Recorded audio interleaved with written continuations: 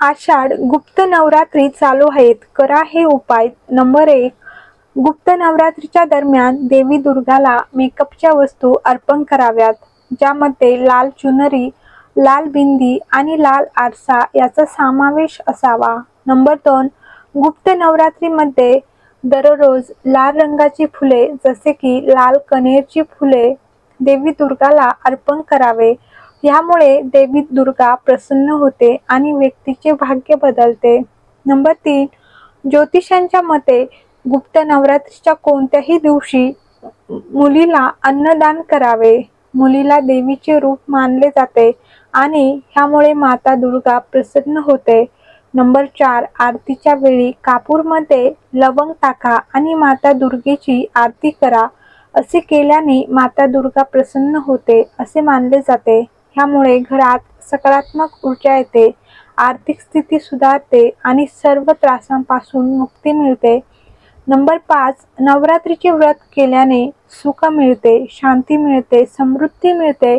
नवरात्रीचे व्रत करणाऱ्या व्यक्तीने रात्री जमिनीवर झोपावे. जमिनीवर झोपल्याने हे व्रत आपले आपणच खूप प्रभावशाली होते आणि ह्या व्रताचे महत्त्व खूप जास्त वाढते. ह्या व्रतामध्ये ब्रह्मचार्याचे पालन करणे खूप महत्त्वाचे आहे. जे लोक धूम्रपान करतात त्यांना नवरात्राचे व्रत करण्याचे कोणतेही फळ मिळत नाही. नंबर 6, घरात कलह, भांडण असेल पती पत्नीमध्ये, बापात आणि मुलामध्ये, तर खाऊचे एक पान घेऊन केसर लावून माताला अर्पण केल्याने घरातील क्लेश समाप्त होतात आणि घरातील भांडणे समाप्त होतात. नंबर 7, जलात गुलाबाच्या पाकळ्या टाकून त्या जलाने माता राणीला स्नान घालावे. घरात धनाची बरकत होते. नंबर 8, नोकरीत प्रमोशन होत नसेल, खूप अडचणी येत असेल तर खाऊचे पान घेऊन मोहरीच्या तेलात रात्रभर ठेवावा आणि दुसऱ्या दिवशी तेलातून बाहेर काढावे आणि 9 दिवस त्या तेलाची अखंड ज्योत माता दुर्गेच्या नावाने लावावी.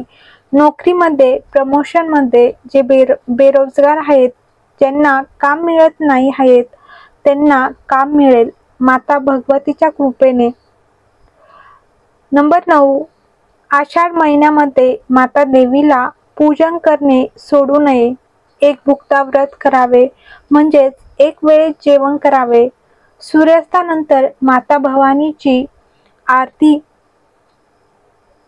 आहेत ती आरती सूर्यास्तानंतर होते, कारण माताला निश्चित काळ प्रिय आहेत. जेव्हा रात्रीची आरती होईल त्यानंतर एक वेळेस भोजन केले तर त्याला एक भुक्ता व्रत म्हणतात.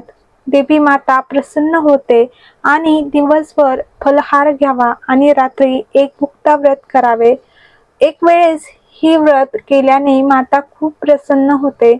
नंबर 10, षष्टीच्या दिवशी नवरात्रीत बेलपत्राच्या तिन्ही पानांवर पिवळे चंदन, तिन्ही पानांवर श्री लिहून माता राणीला षष्टीला जो बेलपत्र अर्पण करेल माता राणी त्याच्या गरिबीला खतम करेल, घरात कुबेराचे भंडार भरेल.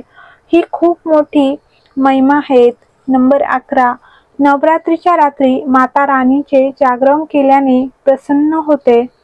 नवरात्रीमध्ये जे 9 दिवस असते त्यात अष्टमीच्या रात्री जागरण करणे सर्वात श्रेष्ठ आहेत.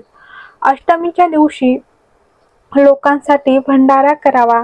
नंबर 12, नवमीच्या दिवशी माताची पूजन करून, कन्यापूजन करून, ब्राह्मणाला भोजन देऊन आणि नंतर स्वतः आपले व्रत थोड्या वेळाने सोडावे.